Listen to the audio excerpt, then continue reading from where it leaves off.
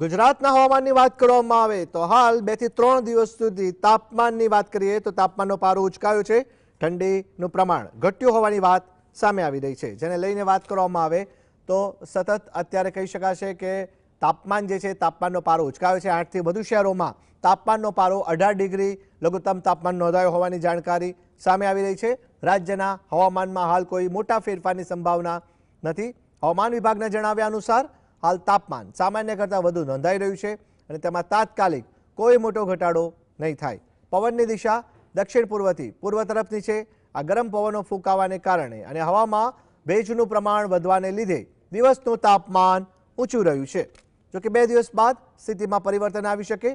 2 दिवस पछी राज्यमां फरीथी उत्तर पश्चिमी पवनो फूंकावानुं शरू थशे, जेना कारणे गरमीमां राहत मळशे अने तापमान धीरे धीरे घटशे।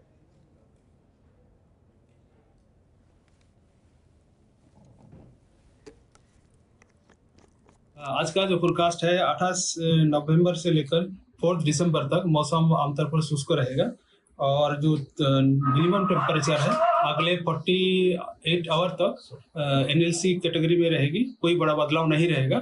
उसके आगे 2 से 3 डिग्री सेंटीग्रेड टेम्परेचर डाउन होगी। अहमदाबाद के लिए आज का जो पूर्वानुमान है पार्टली क्लाउडी स्काई रहेगा और जो मिनिमम टेम्परेचर है 21 डिग्री सेंटीग्रेड के आसपास रहने का पूर्वानुमान है।